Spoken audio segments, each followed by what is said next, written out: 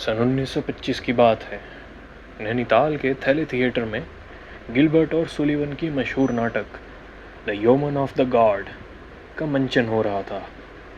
नाटक के एक अंतराल के दौरान जब मैं थिएटर के बार में अपने एक मित्र के साथ ड्रिंक ले रहा था, तो पहली बार मैंने रुद्रप्रयाग के नरबख्शी तेंदुए की ठोस खबर सुनी।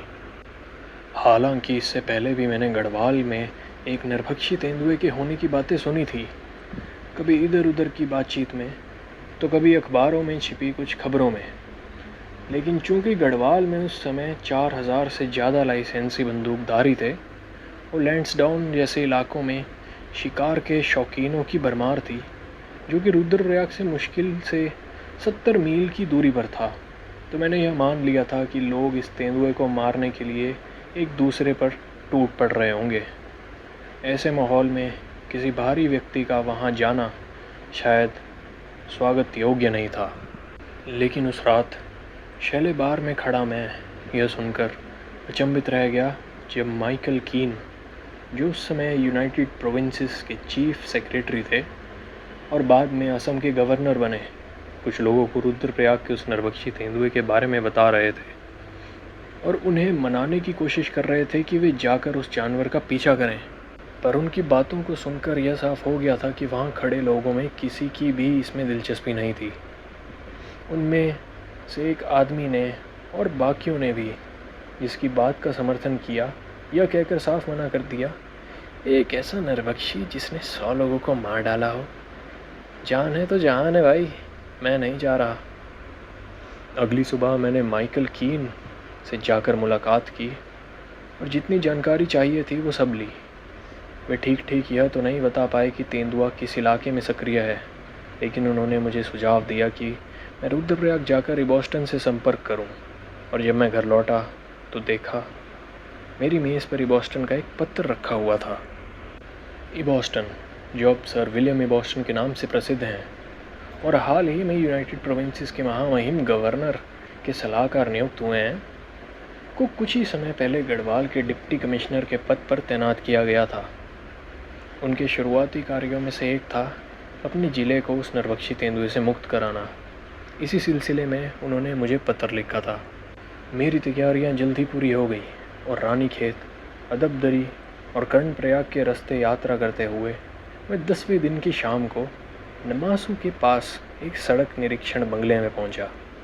जब मैं नैनीताल से निकला था तब मुझे यह जानकारी नहीं थी कि इस बंगले में रुकने के लिए परमिट ज़रूरी है, और चूँकि वहाँ के केयर टेकर को साफ आदेश थे कि बिना अनुमति के किसी को अंदर ना आने दिया जाए, तो मुझे मेरे 6 गढ़वाली कुलियों और मेरे सेवक को भारी सामान उठाकर आगे 2 मील और चलना पड़ा।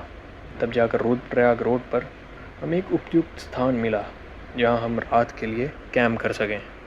मेरे आदमी पानी और सूखी लकड़ियाँ लाने में जुट गए।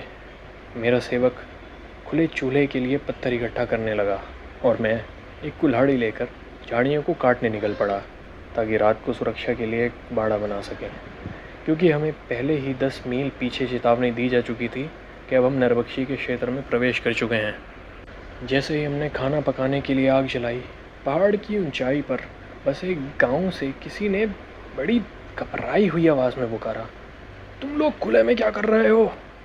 जल्दी हटो यहाँ से। अगर यहीं रुके रहे तो नरभक्षी तुम में से किसी एक को ज़रूर मार डालेगा। इस नेक दिल इंसान ने हमें यह चेतावनी देने के लिए शायद अपनी जान को भी खतरे में डाला था, क्योंकि अब तक अंधेरा हो चुका था। उसके जाने के बाद माधो सिंह, जिससे आप पहले भी मेरी कहानियों में मिल चुके हैं, सबकी ओर से बोलते हुए कहता है, हम यही रुकेंगे साहब, लालटेन में इतना तेल है कि सारी रात जलती रहेगी, और आपके पास तो बंदूक भी है। लालटेन में सचमुच इतना तेल था कि वह पूरी रात जलती रही। जब सुबह मेरी आंखें खुली तो वो अब भी टिमटिमा रही थी और मेरी लोडेड राइफ़ल ठीक मेरे बिस्तर के ऊपर रखी हुई थी। लेकिन जो कांटों की बाढ़ हमने बनाई थी वह बेहद कमज़ोर थी। ऊपर से हम सब 10 दिन की कठिन यात्रा के बाद बुरी तरह थके हुए थे। अगर उस रात तेंदुआ हमारे कैंप के पास आ गया होता तो शायद उसके लिए शिकार पाना बहुत ही आसान हो जाता। अगले दिन रुद्रप्रयाग पहुँचे। वहीं बॉस्टन द्वारा भेजे गए लोगों ने हमारा गर्मजोशी के साथ स्वागत किया।